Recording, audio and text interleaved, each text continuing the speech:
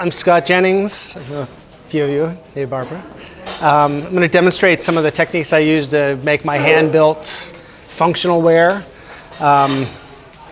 Earlier session, I was able to get 3 pieces out, and I think I should be able to get about the same. I work pretty quickly, mostly with wet slabs, and work just start to finish until I'm done. There's a group of pieces over here that you can come and look at. I'll pass a few around. Just know these are also for sale if you want to get a piece. I'm going to make a cup like this, a bowl, and I think I'll do this little vase here as well. Okay.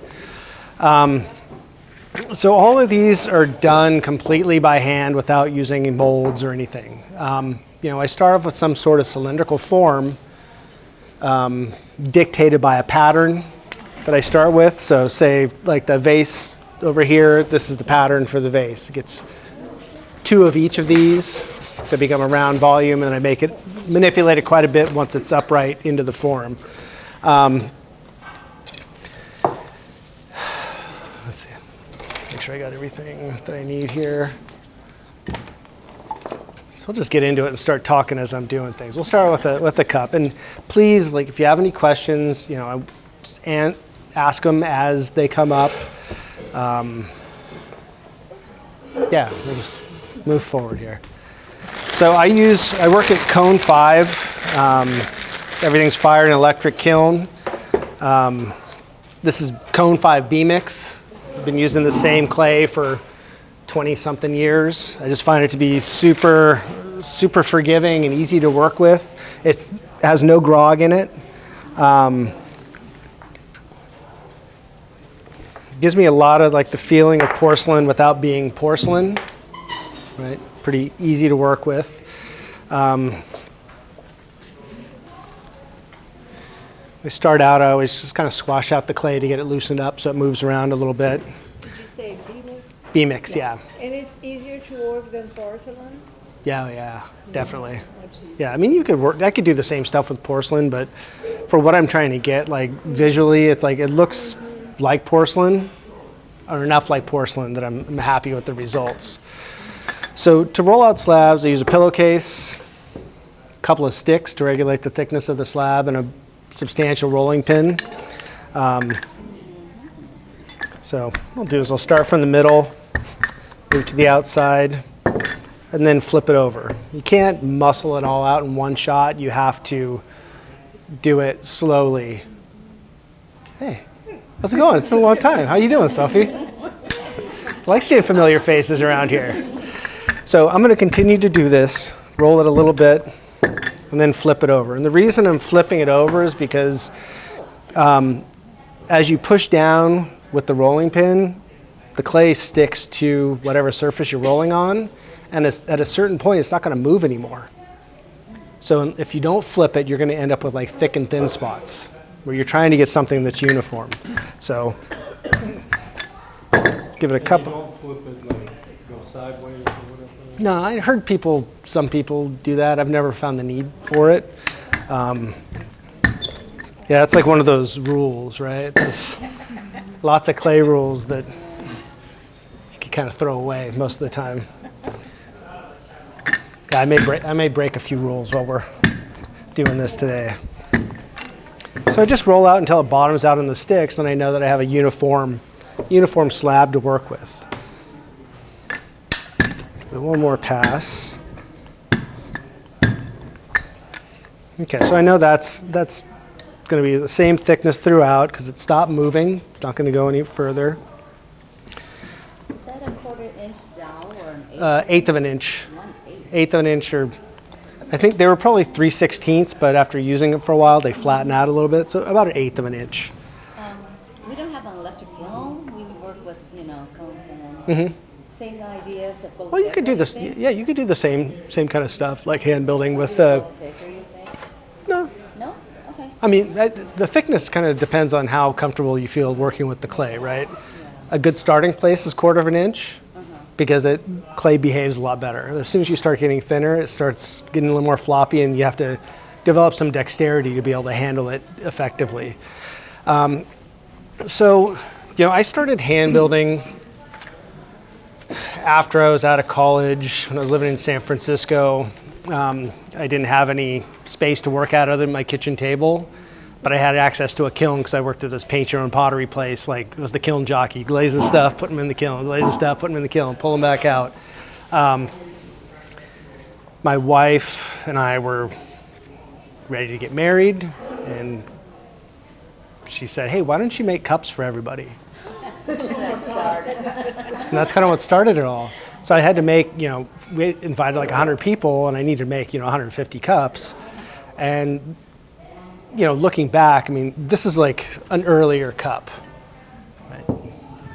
That's kind of like the stuff I was making back then, and this is kind of what they've evolved into. So they've changed quite a bit at a very glacial pace, just little by little by little. But doing that was one of the best things I ever did because I realized what working was about. Right? It's like you go to college, you learn all these like things about like, philosophy and some design stuff, but you don't really get into the work. You come out with not much skill. And it's really this is all just a matter of doing this over and over and over again. That was a really strong lesson that I learned from doing that. And then I've been consistently working ever since then. But what I started doing too was like coming up with different patterns. It's like for everything I'll make, like say for a cup, this is going to be the pattern that we'll use to make this cup, right? Very simple. It's got some markings on it. I usually put notes. Like if anything comes up as I'm making something, I'll write the note on the pattern so I can not make the same mistake again. It's another one, I may do a little drawing of the piece that I'm making. I'll make marks for the handles. A lot of times I date the patterns. Every now and again, just like if I'm doing the same thing over and over again, which usually isn't the case, but if I am, I may push myself and just like throw the pattern away to make a new one. Right, so I can keep the work fresh and evolving. So cup patterns are pretty straight ahead. Here's a pattern for a bowl, right? The bowl that we're going to make, it's 2 of these.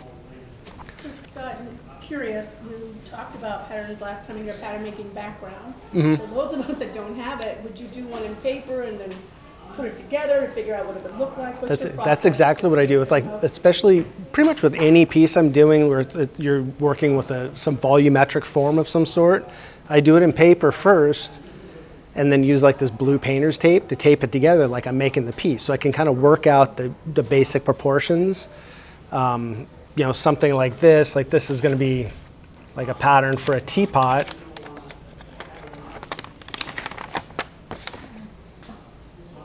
Right? But this allows me I can put this together, like tack it together with tape, and then tack it together with tape until I kind of get an idea if this is going to work out or if I'm going in the right direction. So there's some advantage. And once I get a basic idea together, then I'll make like a 3D sketch out of clay, kind of work out, like look at where it's not coming together right, and then make adjustments in the pattern. It's kind of like this dialogue going back and forth until the thing comes out right. And then what I think is right may be right for a while and then it won't be. Right? That's like one of the clues for me, like as I'm working, when something no longer looks, we'll say like good, like I'm seeing something different, like the language has changed, or I've developed some new part of the language, then I know it's like time to like re-examining. Like these cups just recently, I was making cups similar to this for like years, and there was something about the pattern on the surface that all of a sudden stopped making sense the way it did before. So I tweaked that and it became like this new piece. And now I'm into the next phase, and who knows what the next phase will be, but it's like a constant dialogue and changing stuff up. But Shrinkage, you add more yeah, to the pattern? yeah, and it's a little bit. And it's like, I don't calculate anything, I just kind of like roughly guess it, and it usually works out right. With the cup, it's not going to shrink that much. 10% doesn't end up being too much. I used to do pattern making. We add a 1/4 inch or an 1/8 inch out of it. Oh yeah, The whole thing, yeah. For seams and stuff. Yeah. You don't even think of. I don't think that much. But I do account for the shrinkage, right? This is like the pitcher. I made this one over here in the last session. But yeah, they're all cylinders or like a section of a cone for the most part. But then you start tweaking it, and then once it's tweaked into that shape, into a vertical shape, then that's when I start going and manipulate it, which we'll see in this cup that I'll start off with. So for this pattern, it's one of my favorite knives, right? Kemper K34. I'm going to cut this out and reserve a piece for the bottom. Let's put that guy aside.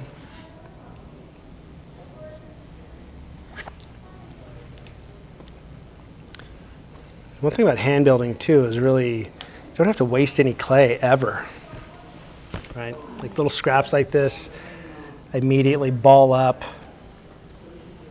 and I keep a bucket right off the side of the area where I'm working. So I'll take these scraps, ball them up, even like little tiny scraps, and then dunk them in water and then put them in that bucket. And then after I collect enough, then I'll wedge it back up, and it'll be just as good as if you just got it fresh out of the bag. Once I have this cut out, I'm going to make some marks for the patterning on the surface. So you can see I've got these little marks here as guides, so I know where to impress my design on the surface.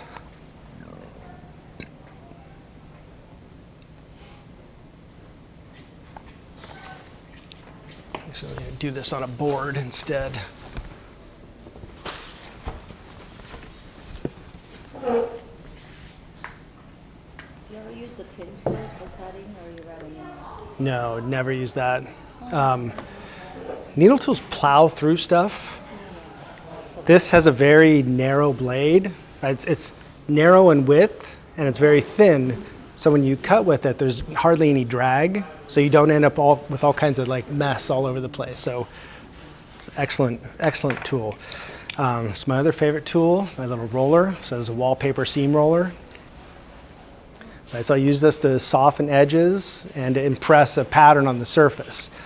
So like for this cup here, what I'm going to do is I'm going to take just the edge and draw with it. So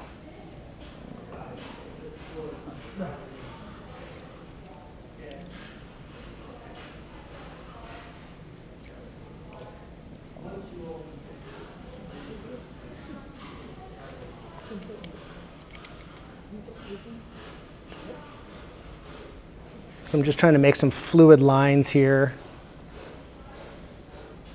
I'm not trying to make it too regular. I want some variation in the negative space between the areas where I'm going to push out, so try to account for that when I'm impressing this on the surface. So, right. But what I'm doing, it's like I'm trying to do everything for the most part, like all the finishing, while this piece is flat. So I'm trying to get this set up so that I can just, once it's upright, it's ready to go. Don't need to mess with it anymore. So what I'll do now is I'm going to soften these edges here by just rolling very gently across the edge, right? Because I'm just squashing the clay out, and the clay naturally wants to round out on the edge. So, and I'm also trying to thin it out a little bit too. With hand building, really, like the less you touch the clay, the better. Actually, that's kind of true with like a lot of things in ceramics, right? The less time you spend on the wheel, the better things usually work out. Same thing, the less time you spend picking up or fussing with things, the more likely it's going to come out well. So I'm going to take this little scoring tool and score down the right-hand side and then across the bottom. Right, so this is just a serrated rib, a strip cut out of it, right? Just taped around it so it's not too sharp, but it makes a great tool. And pick it up and flip it over. Just refine this back edge as well so it's not sharp. Score again down the right hand side. Little slip. And it's ready to assemble.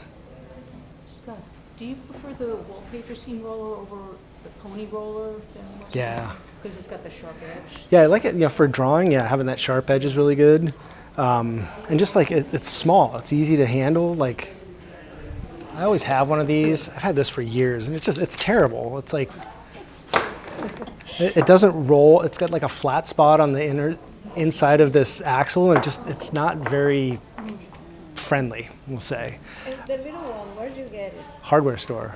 You won't be able to find this one. I don't think they make this brand anymore. This one that says Made in USA on it. For wallpaper? It's for wallpaper, but they make another one. You could probably get it at Home Depot or any place that has a big green handle on it with a metal axle, and the wheel is just a little bit bigger, but it'll work pretty much the same. I've got a whole bunch of those just in case this one ever dies, which hopefully it won't.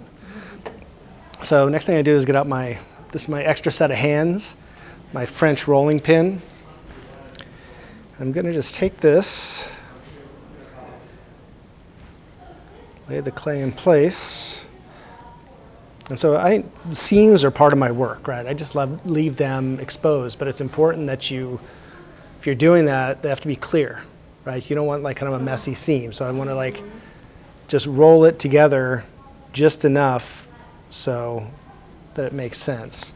So I use this little roller for this because it gives you some leverage. And I can get a really good compression on that seam. So see, I don't want to make it look sloppy, right? I want to have it just look kind of even and uniform.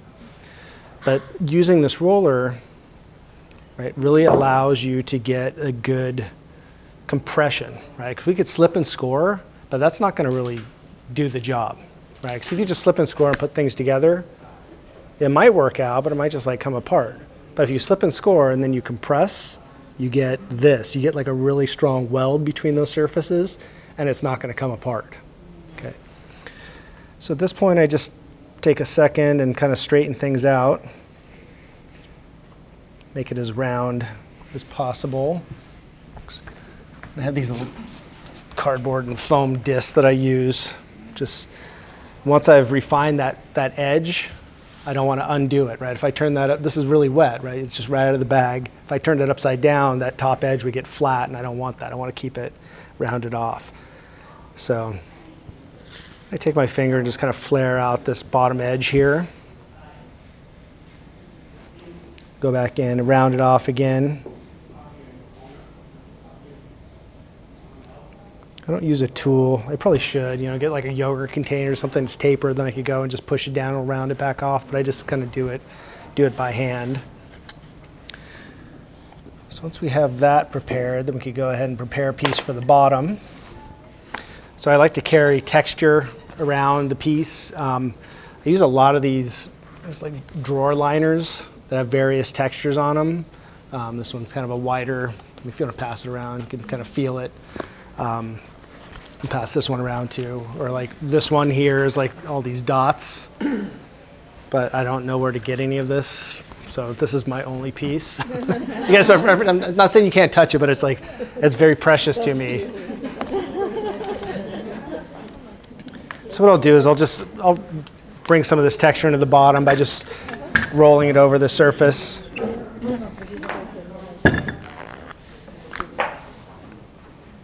All right, so just adding a little bit of texture. And if you guys want to look at some of these cups, pass them around.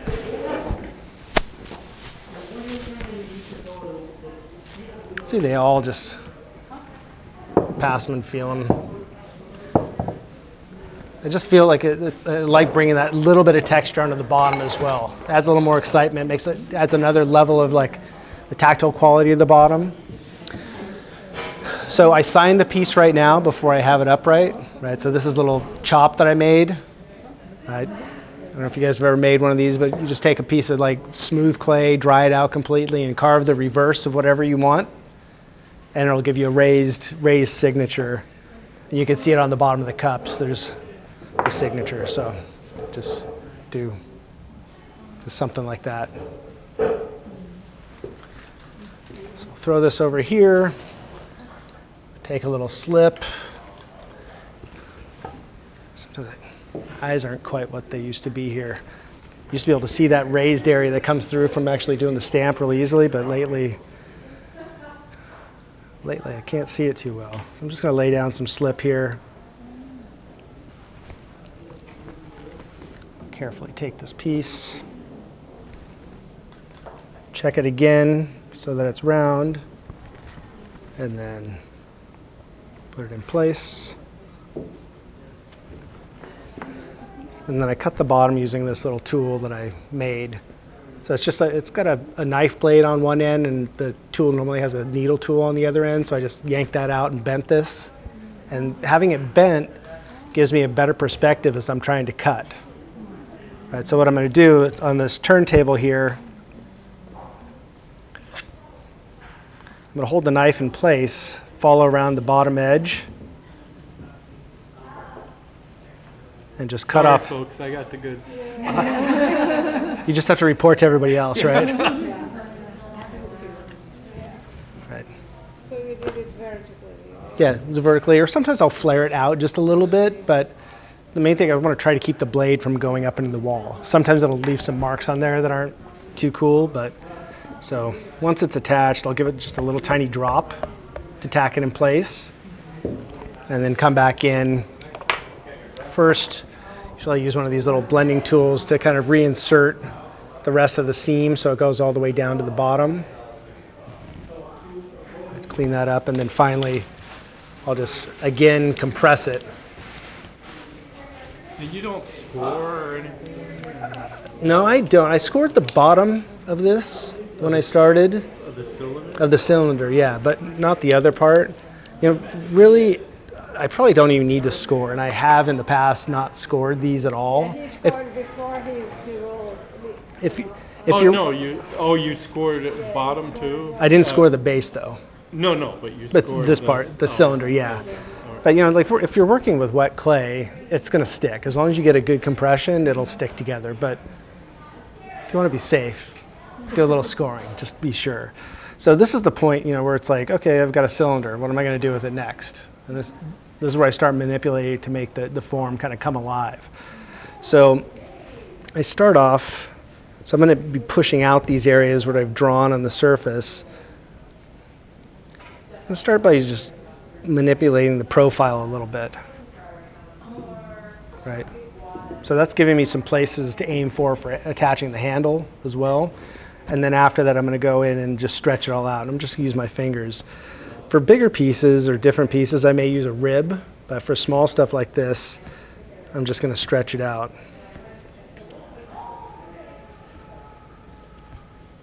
Very gentle pressure.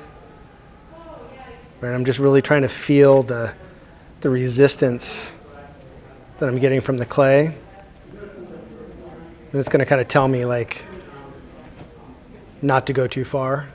You know. Right. So now it starts getting a little bit of life. I'll do the same thing for the other sections. I'm trying to create this kind of rhythm on the surface where it's in and out and up and down.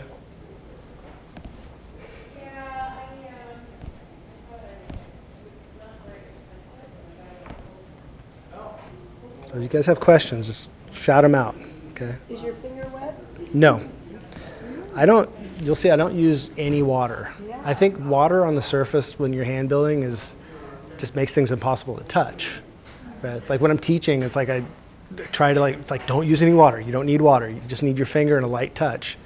And inevitably somebody uses water because that's what you think you're supposed to do, but I think developing a very gentle touch works better. Like even when I had this flat when I was refining the edges, right? It's like you can easily kind of refine these edges, but just by dragging your finger across that very, very gently. But it takes time to kind of develop how much of that feel, or how much you need to press. Just kind of like when you're throwing on the wheel, you know, so you're throwing on the wheel, you start pulling up the wall, and you get to a point where it starts chattering on your finger because you know you're drying out, and you could either just let go altogether or hold on for dear life and hopefully it works out. But most of the time just letting off a little bit of pressure is all you need to be able to keep moving up. So is that a plastic board you're using? Which, That piece of that's just a piece of drywall. drywall? Yeah, that's my preferred work surface. It's pretty inexpensive and pretty durable too.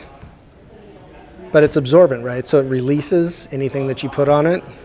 So I have a lot of these these boards, drywall boards around my studio, and I just cut them you cut them with a utility knife and then break them and then add some sort of tape on the edges to keep it from getting too messy. Would it work to make a whole table with that?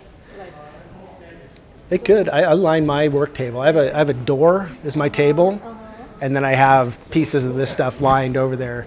and you leave them permanently there? Yeah. As long as you're not using a lot of water, it's going to be fine. So if you start adding a lot of water to it, it'll start breaking down, and it's just paper on the surface, so it can kind of start coming apart on you. So once I have the shape put up, then I'll go back in. And I'm gonna collar, right? So I'm just gonna push in the areas opposite of where I pushed out. This clay body is being mixed with that rod, right? Mm-hmm. That's really conducive to this kind of changing it versus the stoneware is going to be more. Yeah, it won't be as smooth and everything. Don't you think? I think so. When I've worked tech jobs where I've had access to stoneware. Most the places I teach here, and whenever I get here, I'm like, oh, I want to use stoneware. I don't want to use B.Mix or anything. It's different. This feels a little more delicate, but it is very forgiving. Stoneware, I think you can kind of just get in there with it and attack it kind of aggressively. Each clay is just a little bit different, and maybe it's just the idea of the stoneware where I feel like it's kind of crude and rough, and I approach it differently. But this, it's very delicate, and I handle it gingerly. Okay, so this is almost done. We just need a handle. So the way I make handles is just by flattening a coil. So we start off with a chunk, kind of like so, and just kind of squeeze it out so it's round, right? Your hand will make it pretty round to start. Then I roll a bit of a tapered coil, so it's a little bit narrower down at the bottom connection point, just until it's pretty uniform. Then I'll take the roller and start flattening this out. So flatten the top section first. Flatten the bottom. Just make sure it's a good thickness. If I get a little too thick, it may not make that curve too well. And then what I also do, I'll make some marks about the rough handle length that I'm using on a particular piece, so I don't have to reinvent it every time I'm making these. So I'll use those marks to kind of figure out about how long I want to make this handle. Then on the top connection, I'm going to go ahead and cut it at a bit of a curve, right? So that it conforms a little bit better to the piece because we're putting it on a curved piece. Bottom, the way I press it on the surface, I don't worry about it. Just a straight cut is fine. So I'm going to just take my finger and touch all those areas that are sharp, right? So you just touch the clay and that sharp edge will go down. It'll squash out. The same thing on the top.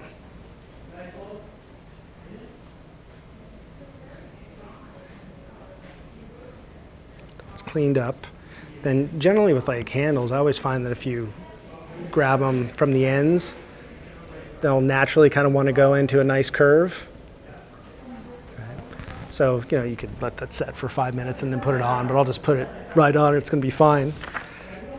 So I'm going to relate this handle to these lines on the surface. And I like to mess around with handle placement. This is going to be kind of a lower handle that I like changing. Sometimes it's high, sometimes it's low, sometimes they're really peaked, sometimes they're very round.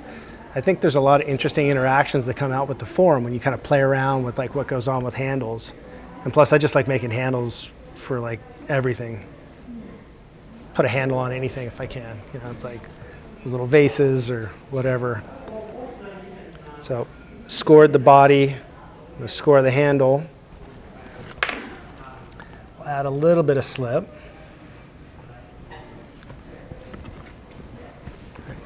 And then I'm going to push out from the inside as I'm pressing firmly from the outside and really jam this on.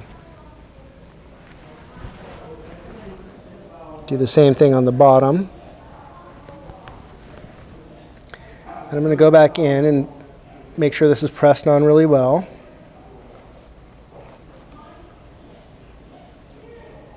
change the shape of the handle a little bit. And usually what I do is I try to set it up a little bit higher than I want it to be in the end, because that's going to slump a little bit in the kiln. Right, so I set it up a little bit higher, it should kind of sit back down where I want it to be. And finally I'll just check it over, look at things. Sometimes I'll manipulate the profile just a little bit by pushing in here or there. And then I'll give this one more pass here. I'd like to put a bit more of a bevel on this bottom. I think it creates a bit of a foot to the piece, a natural place to delineate the glaze. And if the handle is really wet, we'll let it dry like this for a little bit. Right, like 10 minutes, it'll be fine. I think this handle's stiff enough that it's not going to go anywhere. But I also may still set it on the foam, because if I bevel up that edge and I set this piece and it's really wet, if it's not on the foam, it may still like sit back down. So. In terms of your slip, do you add anything more than just water? No. Oh. Yeah, a lot of times I just use water. Water works fine. I've never. Yeah, what I do too is like when I have a bucket of water sitting on my work table, when I'm done making and I'm getting ready to load a bisque kiln, I go over all the pieces with a sponge. Right? It's smooth. It's a smooth clay body, so you can go over and clean up anything. If it's got grog in it, then you're going to pull up all the grog to the surface, and it's going to be all rough and a total bummer. So when I'm done cleaning all those pieces, I may have like 60 to 100 pieces like going into a kiln. I've accumulated a lot of slip that I've taken off the pieces, and it just settles out in the bucket. I pour off the water and then pour that leftover clay into my slip bucket, and I'm replenished. Like this is just, the other day I just made this because I cleaned up a bunch of stuff and did a bisque fire. So it's pretty easy, it comes out really smooth, right?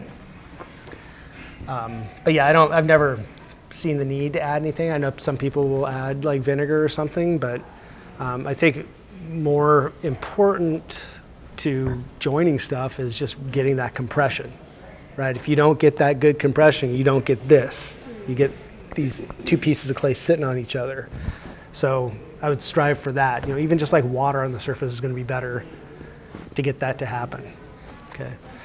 So what I want to do next is I want to roll out a couple of slabs, because I want to do this little bottle here, but it's thin and it's very funky, so it needs to sit up for a little bit. So I'm going to roll out the slabs really quick, so see that again, and then I'll move on to making a little bowl like this.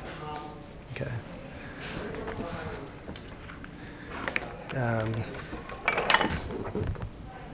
So I like using this pillowcase to roll out on. It's really smooth, right? It doesn't leave any texture on the surface once you rolled out your slab.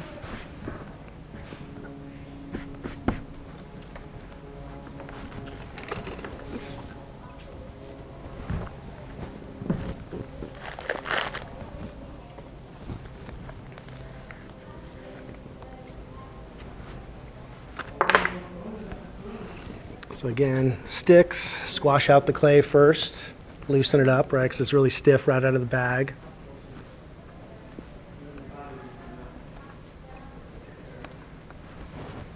Have you ever tried to make things seamless? I don't. Like I say, you have these angle cutters. So that Oh yeah. seams up Yeah, just I demonstrate that because I think most people have a problem like with the seam. Like when they're making something, they want the initial thing is you want to blend it in, and it's pretty easy. Yeah, you just cut a really severe angle, like bevel both edges at like 30 degrees, so you have a lot of surface area to come together and you assemble it. But for what I'm doing, it's like part of the design of the piece is the seam. I like leaving that as like the clue as to how it was like made, right? And again, coming back to like the idea of like when you're assembling the seam, you need to make sure that it's clear, right? If it's not clear, then if you like kind of mess up the edge, then it doesn't really work.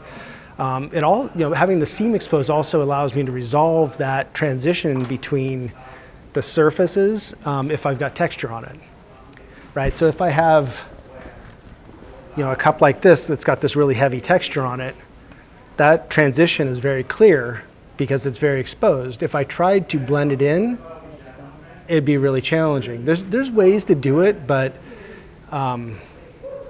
it just wouldn't quite make sense as easily as just leaving it, really exposed. Yeah. And so I just like carry that through, you know, with everything, with the handle. You know, I don't blend in the handle. I just like stick it on there really well. And all of the seams too, they create a nice place for the glaze to pool, right? So it, you know, rather than like try to hide it, just like put it out there. It's like make it like front and center, right? So just like, that glaze pooling in there just accentuates it. So I just kind of. When you learn things, What's that? when you start doing the stuff, Yeah. they tell you a certain way to do it, and this how it is, until you see somebody else doing something different. Well, that's, you know, that's the cool thing. It's like with clay, it's like there's so many solutions. You know, it's like everybody's going to do something a little bit differently, and if you can kind of forget about the rules a little bit, or don't subscribe to all the rules, then usually things come out like, well, you don't inhibit yourself, right? Okay, so I'll cut a little bit of this off. So again, this is not very exciting. We're just rolling this out so I can get out of the way, and then I'll get onto the bowl. But this, yeah, some of these taller pieces, like even like the picture I was working on in the last session, it kind of needs to set up just a little bit, right? I'm working pretty thin, and if it is just super wet, I may try to stretch it and it would just fall apart on me. But I can't have it really stiff. I need to have it wet enough that it will stretch. It needs to have that plasticity like available for me to use.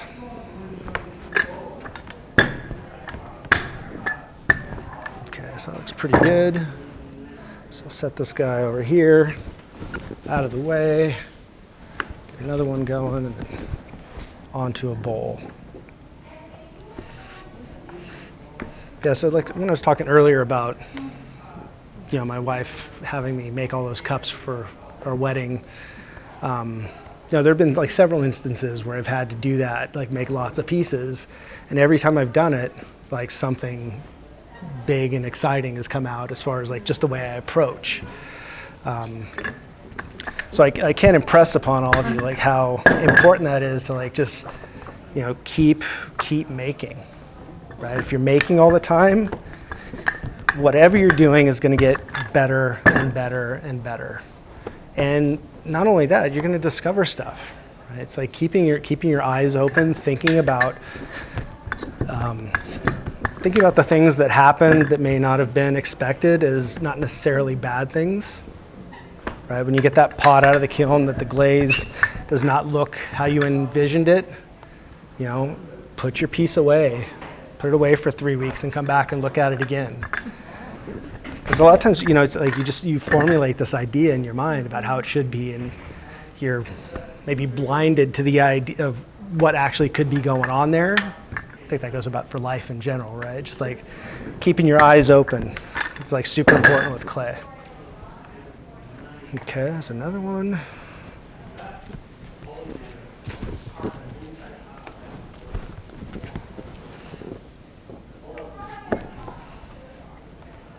Should be it. Right, oops. Don't get too aggressive like that.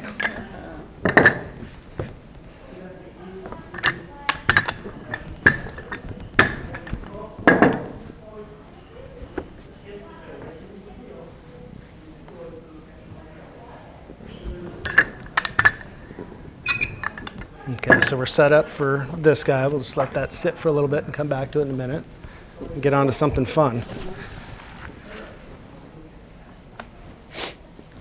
It's pretty stiff now. If you guys want to pass that around, you can.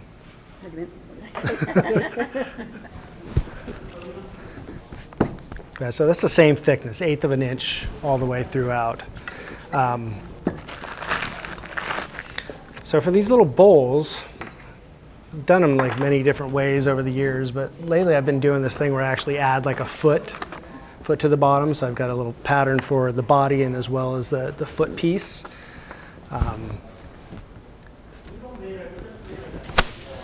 Here's a larger version, kind of the same bowl, and I do one that's even bigger than that.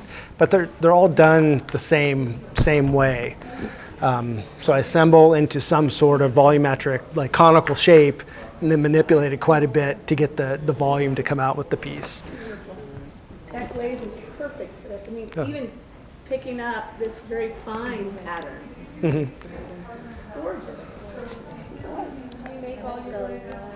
I make some of them, like that one, like all the glossy glazes, like that yellow and the green there, it's all the same base. The green has a little bit of a very small amount of copper carbonate in it, like a 0.5%. And then the yellow has a mason stain. I can't remember the 64 is maybe the number.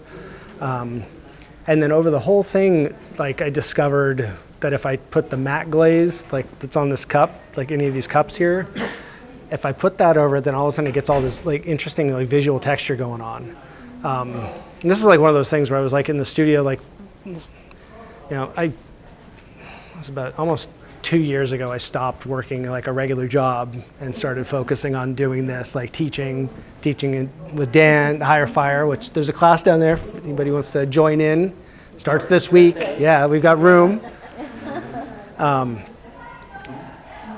When I got back into the studio, you know, I hadn't been doing it like on a regular enough basis for quite a few years.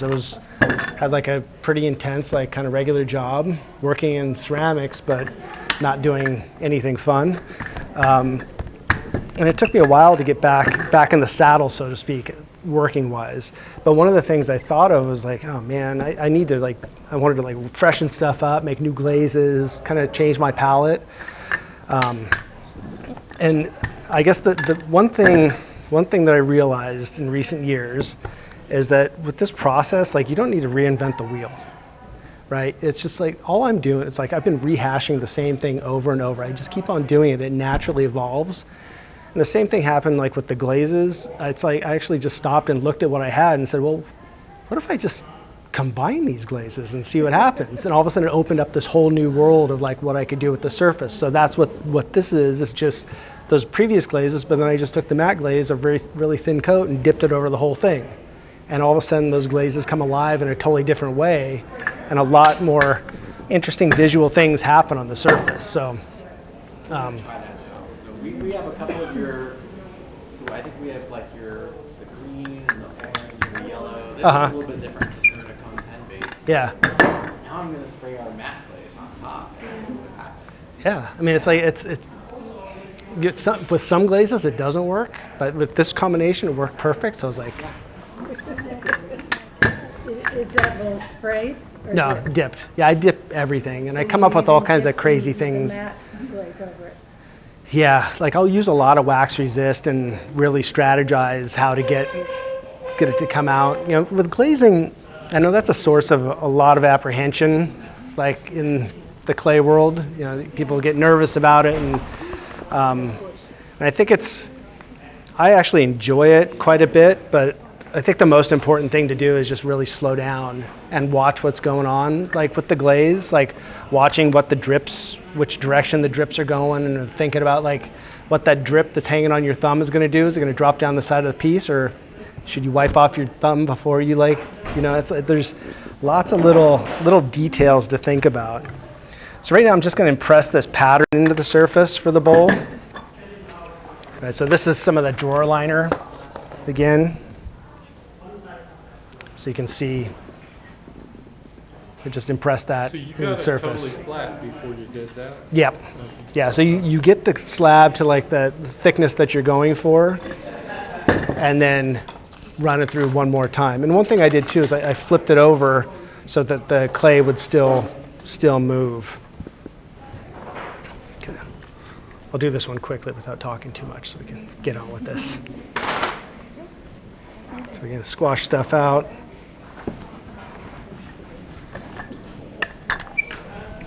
We've got about an hour 10. Oh, plenty of time. We've got plenty of time. Plenty of time.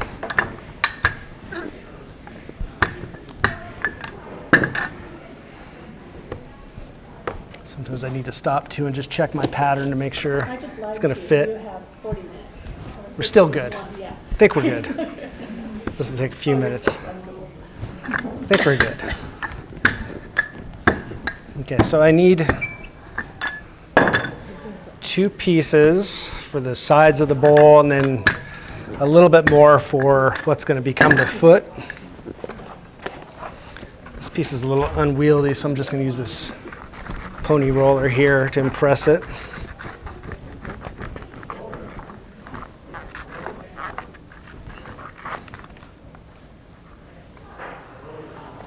Okay. Get that out of the way. So I'm just going to work directly on this board for cutting it out. And step this over here so it dries out a little bit. Once it gets saturated, then it doesn't really want to work too well. It'll just start sticking to the clay. So I'll take my pattern,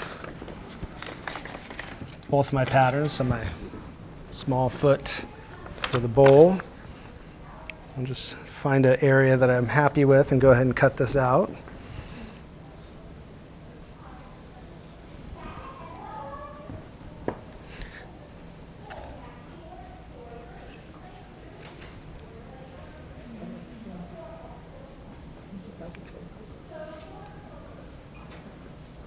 I'll reserve this piece over here because I'll probably use that for the foot.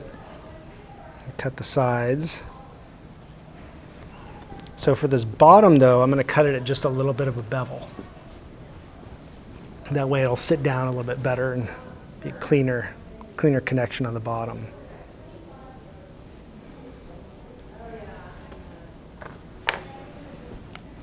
There.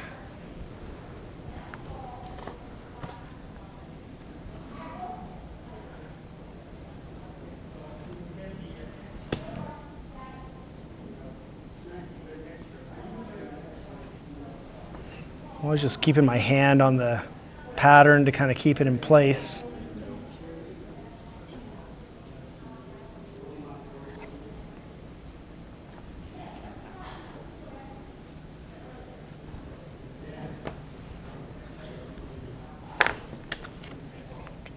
Just enough there, just enough there. Okay, so just like the cup, I'm going to approach it the same way. I'm going to try to deal with all the finishing while it's flat. So again, we get out the handy tool. Deal with these edges. And when you're using this, it's really like you're almost letting the tool do the work. Right? You don't really push on it, you just move it back and forth across that surface.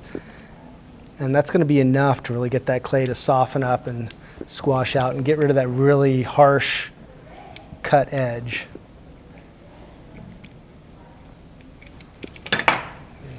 Let's go over these edges. The dry finger. Again, the point is just getting rid of anything that's a bit sharp at all.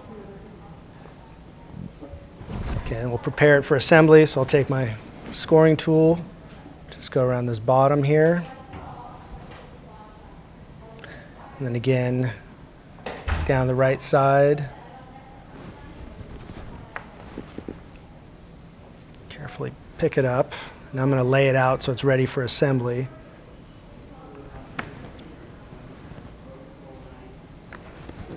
Again, go over these edges really quickly.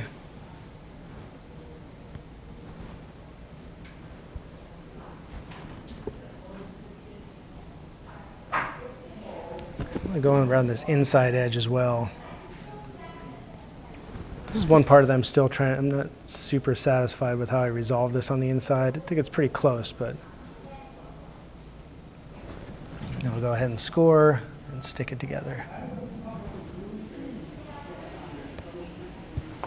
So actually you can use one long strip, or you can use two, or you can use four of them, divide, and then you'll have different appearance. Totally. Totally. Yeah, it's like I've demonstrated the one piece one. Yeah. Okay. That's okay. That's okay as long as I think if you're doing like a hidden seam where you bevel the edges and then put it together so that seam's not there altogether.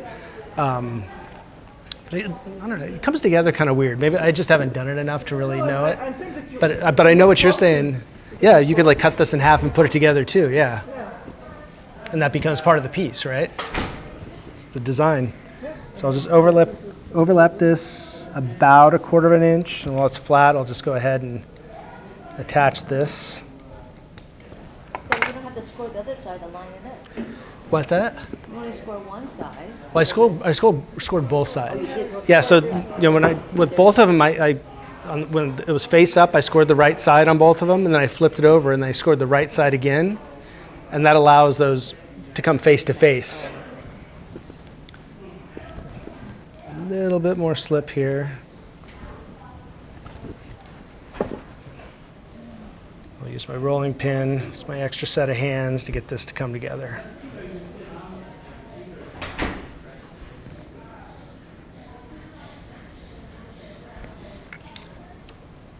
And using the roller to join it gives you some more leverage, so you get a really good compression and join.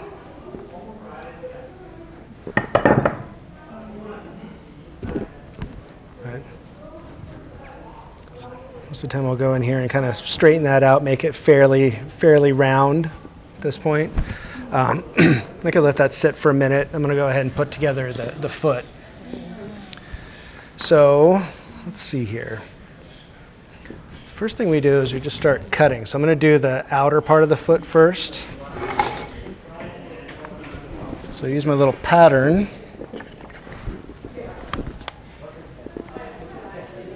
as a guide and then cut it out.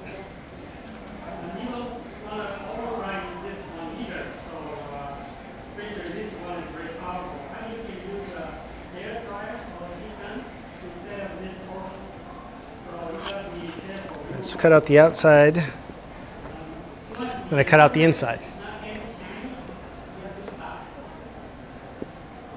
I don't use a pattern, I just kind of wing it.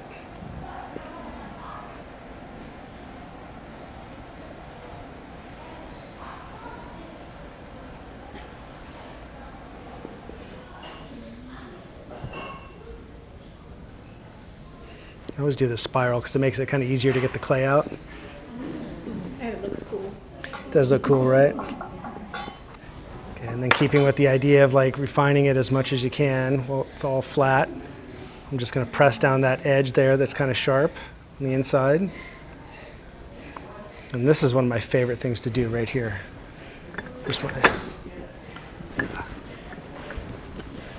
Just like spinning this and putting this. I don't know why, it's just like, I just like it. Every time I get to do it, it makes me kind of happy. So I'm just like scoring that up. And we'll take this one, go ahead and sign it.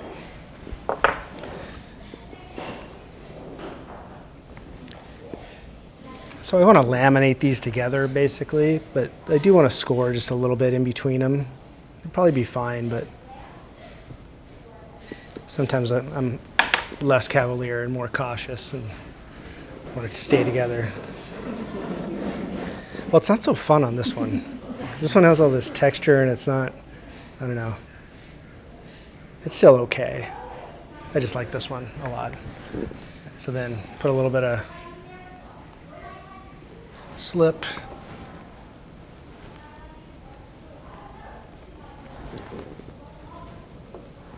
Line it back up so it's close. And then I don't want to get rid of this texture, so I'm going to try to just laminate this by pushing very kind of gently. Some of the texture goes away, but mostly it's start of the foot. Then we just cut out this outside.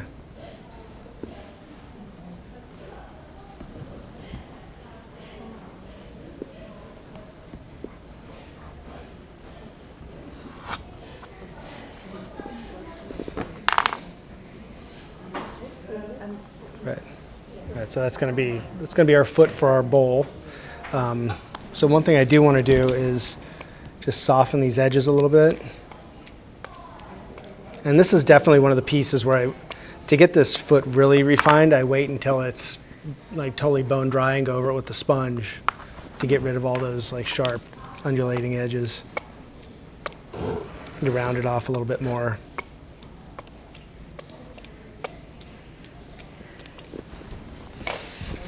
Okay, so now it needs the rest of it.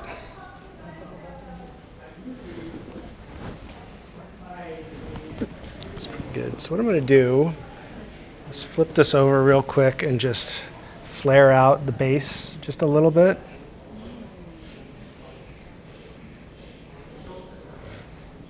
It's still very, very wet and floppy.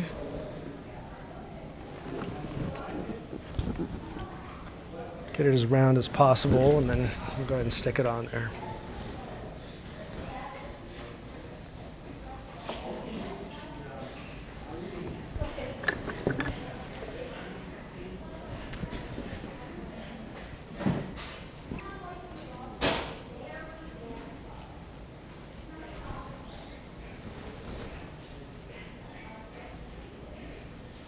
So I want it to be pretty pronounced, so leaving quite a bit of an overhang. A lot of times I'll have to expand it just a little, the placement just a little bit by running my finger around the inside. But no coils or anything. No coils, yeah. Could give it a little tiny tap, get it stuck in place. I always have some foam laying around. I like to have this, again, to keep the rim from getting kind of too messed up. And then I'll go back in and just make sure I'm compressing that pretty well so it's stuck on there. So that should be in pretty good shape. So now is when we make it into the bowl form. So first thing I do is kind of activate like the profile line that I'm going to follow. So I'm just taking my finger and kind of expanding. You guys can see this side compared to that side. Just trying to start the idea of the volume that I want to create, or the direction that I'm going. So I'm running my finger up along the seam. Again, kind of just drawing the surface, drawing a line on the surface. And then on either side, I expand it just a little bit more. Then I'll actually flare the rim just a little bit. Like backing it up on the outside with one hand while I'm running my finger around on the other side. And then I get up my rib. Right, so with smaller areas to expand, like a finger is fine, but this needs something a little bit bigger. I could do it with my fingers, but I'd probably end up seeing a lot more finger marks in the process. So usually what I do with these is I'll do one pass and I'll see how far it'll go. Sometimes it just doesn't go quite right and I have to let it sit for a little bit, and then I can go back and do it again and it'll get to the volume that I want. Do you wet it or anything in between? No. No. Yeah, I mean, it's only like 15 minutes or something in between passes, but actually it's easier doing it down a little bit lower. That's why I have my two-tier banding wheel. So I'm going to carefully start drawing this across the surface.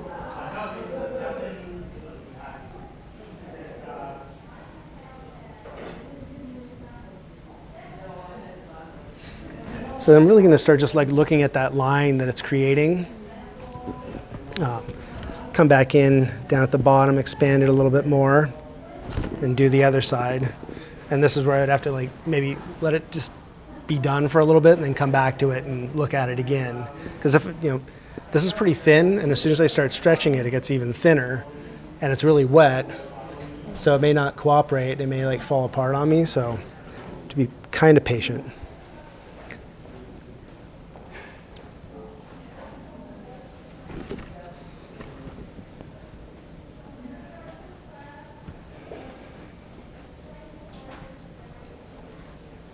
Just very, very, very light touch.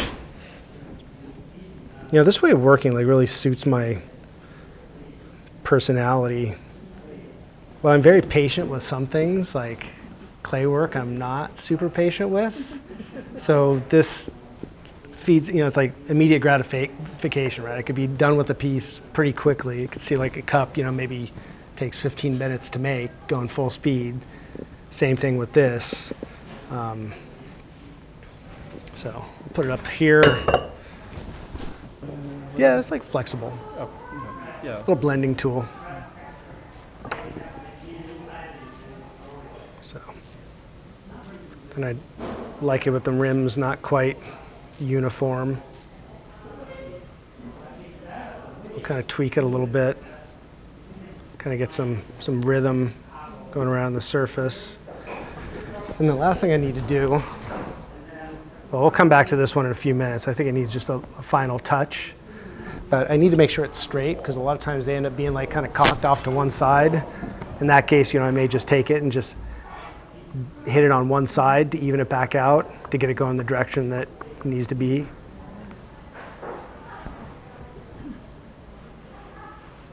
Are you pressing down on the seam inside and footings? Do you do any further work on there? You just put it on, What I- tapped it, and that's good enough? Yeah, and I compressed it a little bit with the roller when it was upside down. Yes. But yeah, I don't add anything to it. It's just like another seam like that I want to just keep pretty clean, right? I don't want to touch it too much. Let's see. That looks pretty straight. So yeah, we'll leave this alone for a little bit. Okay. There's another one. See that seam on the inside, I would want to blend it in or something. Yeah. I don't know. Well, I mean, that's your Yeah, your no, aesthetic it's- choice. You I know, it's like, yeah, also what I've done or whatever. And yeah, it's like, I guess whatever construction you're in. Your glaze is pretty. yeah, the glaze will melt over it. Yeah. It makes it a little more subtle. But if it's not done in a clean way, even putting glaze over, it's going to make it look like messy. I think it's just like handle as little as possible. No, I That's like mean, my I idea. mean, if there was a coil inside, it wouldn't make any difference in terms of, It could just be covered up. Yeah, you're right. Okay, so let's get onto this little vase.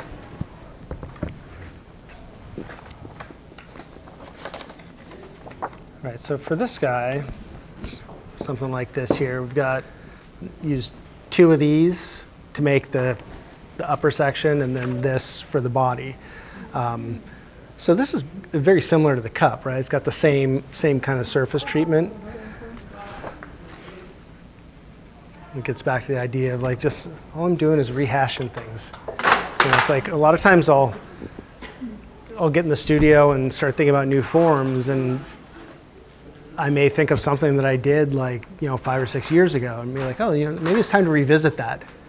And let me look at it, and then it's like getting back to the idea of like I don't have to reinvent the wheel every time. It's just like I just look at something, and usually just life experience and working will bring you a different perspective on what you're doing, and inevitably you'll go back into the studio and make it in a different way. That's been my experience anyways.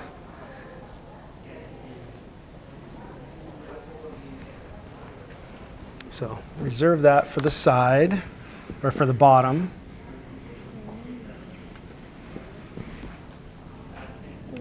Carefully cut this out.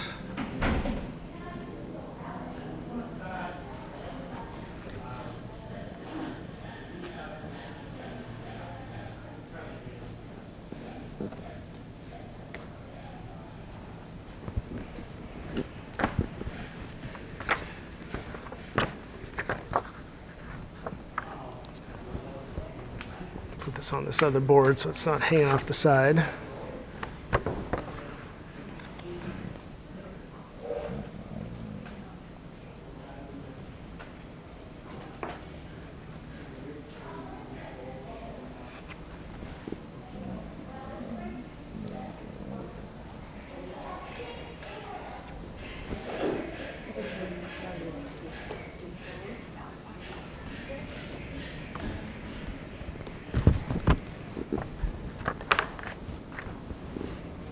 Okay, so I'm going to do this in a similar fashion with the cup. I've got this pattern with all these different marks, like directional marks, so I know which way to go when I'm impressing the pattern. So I'll take one of these rubber tools, and the way it works to get the rhythm, I have marks on one side for one piece, and then other marks on the other side. So then they line up, because the idea is that the lines should line up all the way around. So we'll start off here by just putting some marks.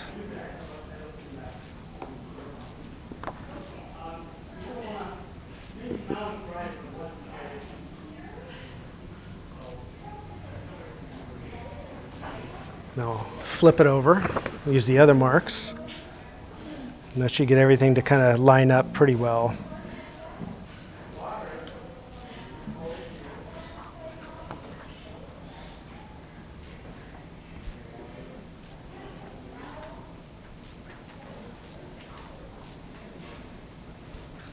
We could go ahead and deal with the surface.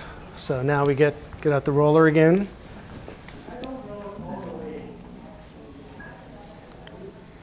Just start drawing the design. And I'm following the clues or the cues here from the way I put those lines together. Like if you look at them, you can see some are going up and some are going down. And that's just a guide for me, so I know which way I should be going with this design.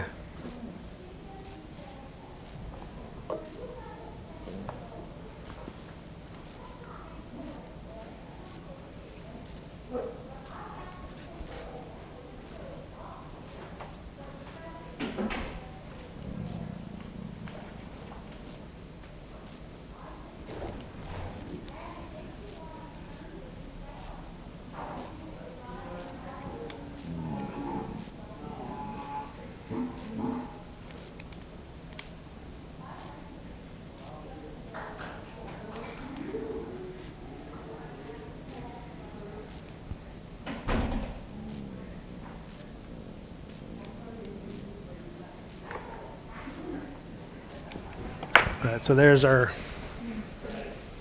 pattern, right?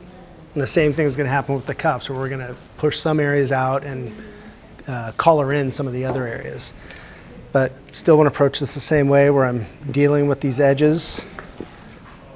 So I'm just going to deal with the sides as far as refining them. The bottom and the top don't matter too much. Oops.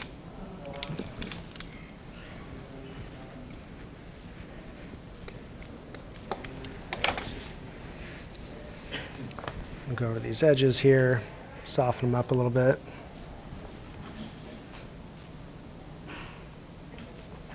One thing I started thinking about, I've been using this new black glaze that I'm trying to figure out how it works. And one thing, like I want to do some of these bottles with this like very matte black glaze, but I realized with the stuff coming out of the kiln that black glaze doesn't like sharp edges. So like with this, I may think about like using a sponge on those edges to like quiet it down, soften it a little bit. It tends to like nice round edges. For some reason, it crawls along an edge. It's weird. Super, super weird. But it's a nice glaze. I think it's like super matte, really shows off the form pretty well. Okay, so let's see if we can get 2 out of here. I think we can, or come close.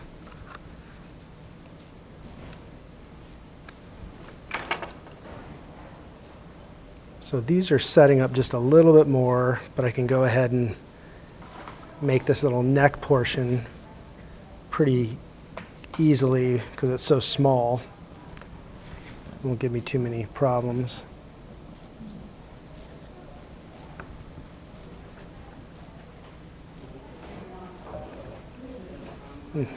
Just enough.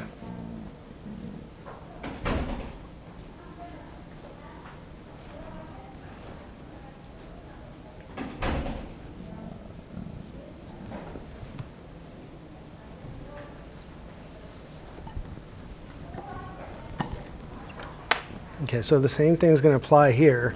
We want to deal with all these edges, refine all the edges before we start assembling.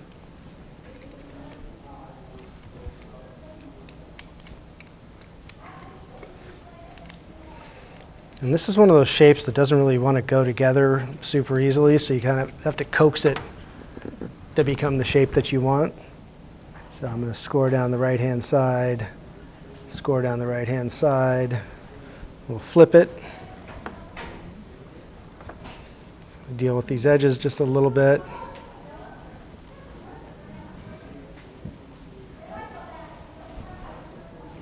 And then score down the right-hand side on both of them again. So what I'm going to start doing is just assembling the upper portion. So just kind of like the straight section. So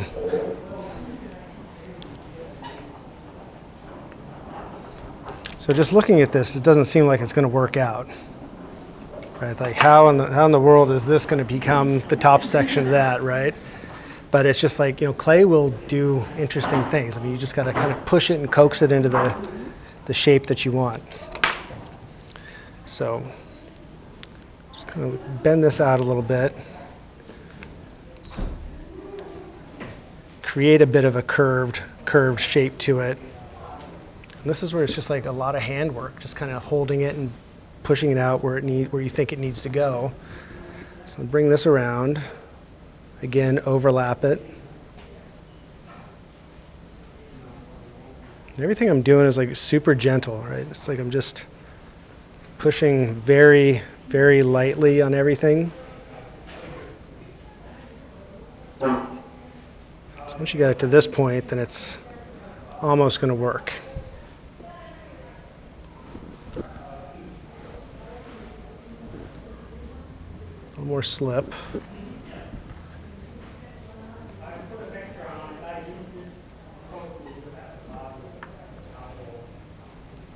So I'm not really using the roller to do any compressing. It's just all my fingers at this point. So I'm trying to first get this where the angle or the direction changes from coming in to going back out, get that tacked in, and then slowly kind of press everything else into place. All right, so it's kind of going in the right direction now. Then once I have that set up, then I start changing the shape. All right, so I'm dragging my finger on the inside to start creating a little change in the shape, changing the volume a little bit. The same thing on the outside.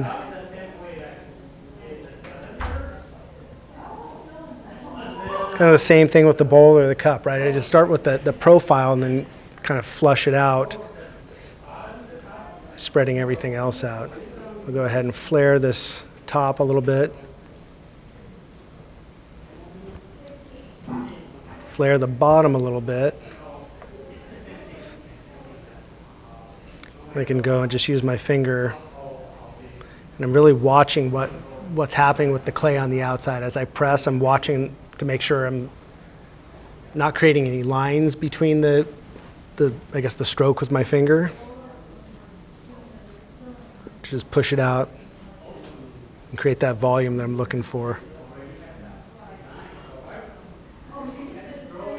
What happens if the clay gets so dry, starts kind of cracking a little bit? Do you ever add just water or flip on top? I never let it get to that point. I know, but it happens.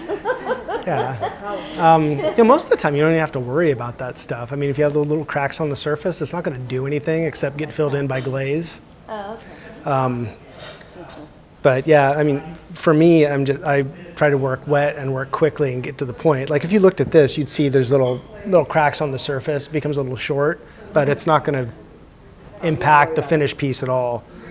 Yeah, I think it comes back to that idea of like just fussing as little as possible, knowing that the glaze will cover up some stuff. You know, you don't have to worry about like everything. So set that guy aside for a few. We can go ahead and get the rest of this guy going, I think. How are we doing for time? You've got about 10 minutes, 12 minutes. We'll get close.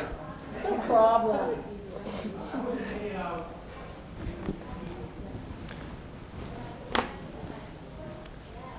Scoring down the sides. So as long as I could get this body together, we're gonna make this happen. Confident.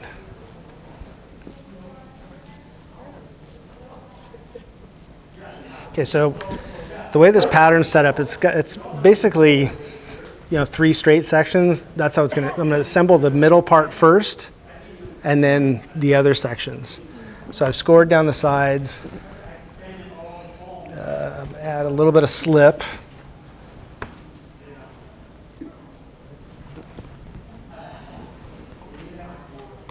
And actually, you know what? It's been a while since I've done this, and I'm just remembering one thing I need to do is assemble this with the face up, because I want to make sure that the lines all line up.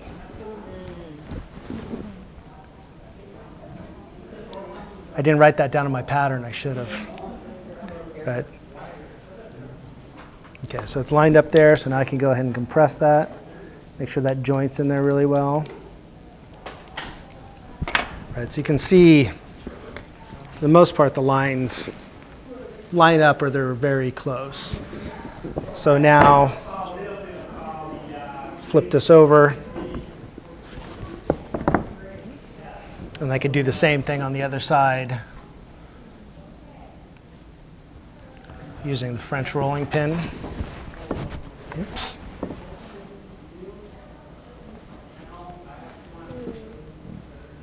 Oops.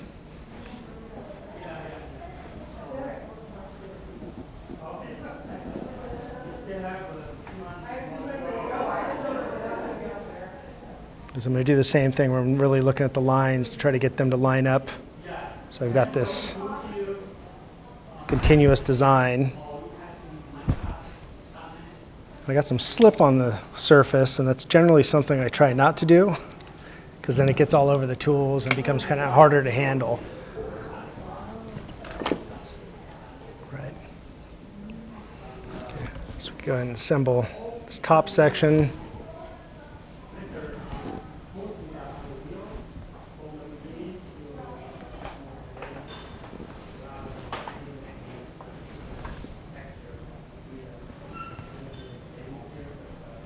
Just compress this together really well.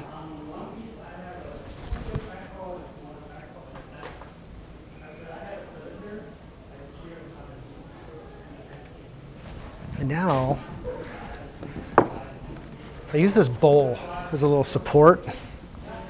Put a little foam inside.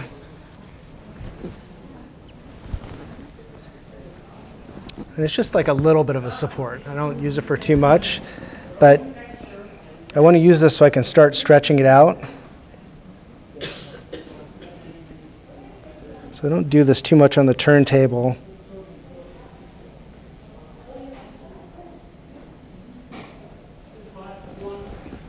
So you see, I'm kind of going to start doing the same thing. I'll kind of do the same thing that I did on the other pieces, where I'll go and stretch out the profile. Make sure it's got those undulations on the outside.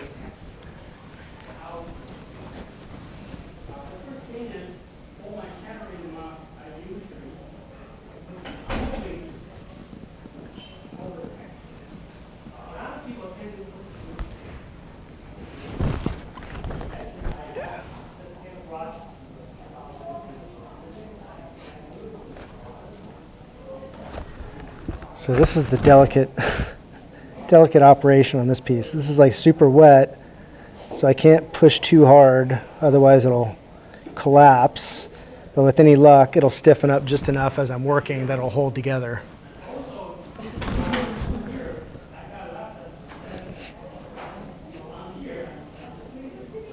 Whenever I'm doing demos, I try to do pieces that I know are going to work out. It's a bummer when they don't. Like years ago, I did this really big bowl, like huge. I was doing like eighth-inch thick bowls, but they were like this big. And I would do this. I had to flip it at some point, and I think it was at Aardvark Clay or something down in Southern California. I was doing it. I had like two bats, and I was holding it, and I'd do this thing where I could flip it up onto my head, and then like slowly, had a landing spot. And when I did that, it just went. I was like, such a bummer. Memorable. Oh yeah, totally. Everybody got a great laugh, and they actually liked that I messed up because they were like, "Why do you make that look so easy?"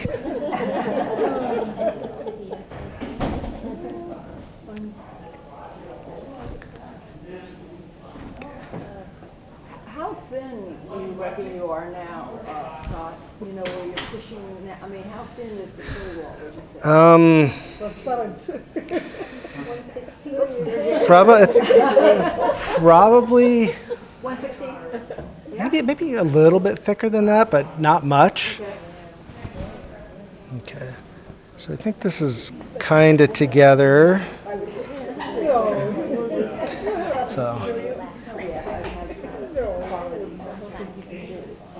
So normally I'd spend more time. I wouldn't rush so much, but I do want to get this at least like to the close mock-up. I was talking too much or something. This was an inquisitive. No, it's good.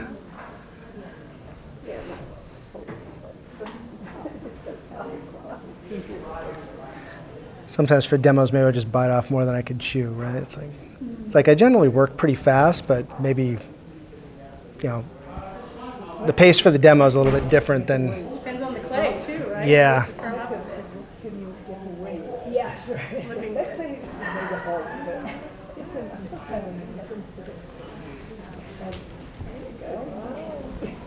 the wounds of life. Coming together. The scouts of life, I love that.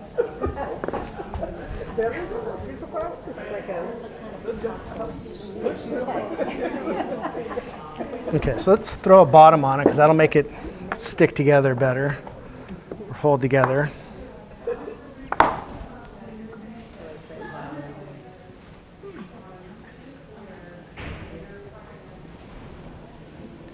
Try to make it fairly round. Like I'm already thinking about doing a series of these, like, because I haven't done them in a while.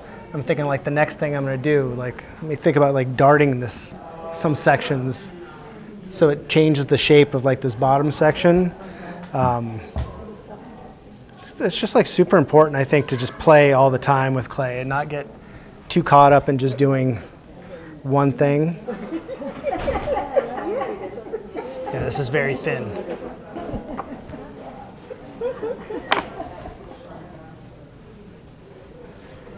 Oops.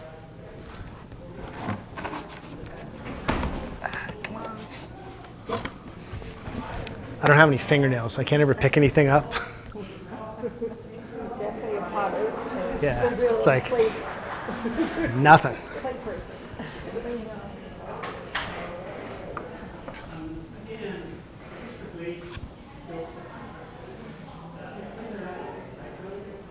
So I do this shape in a much larger size as well. And when I work larger, I'll do these in like 1/4 inch thickness. A few pieces I do a little bit thicker, like those plates, like I did one of those earlier, that's 1/4 inch thick. When I do the larger version of this, it's about this tall, and it's about 1/4 inch thick, except for the top section. I make them a little bit thinner.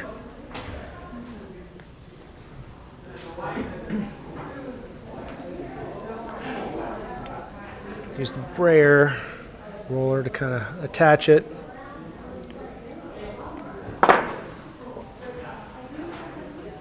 And then this would get stuck on top. A lot of times with this top section, I have to kind of color it in a little bit because it may be different. So I'll just coloring it in, kind of like, just like if you're collaring on the wheel, like I'll just kind of pinch and twist a little bit so it's going in. You stretch this out and then create a little bit of volume here.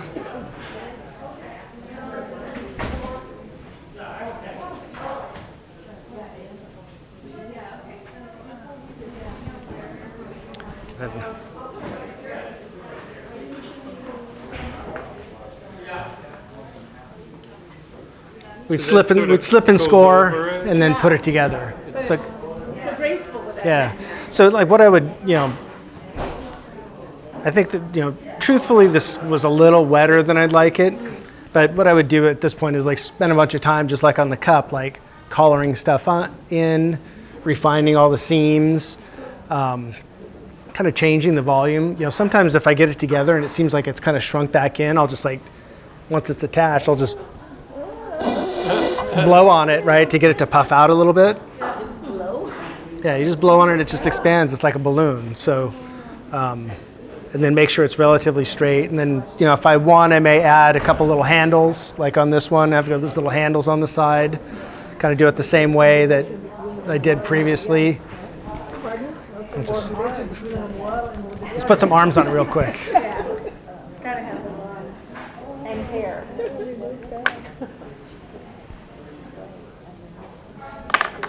So just make little coils and kind of do the same thing where I flatten them a little bit. They just have to be really, really thin because they won't make that curve otherwise, right? The tighter the curve you make with clay, the less likely it is to make it. So let me just kind of just making this more like a mock-up at this point, so you get the idea.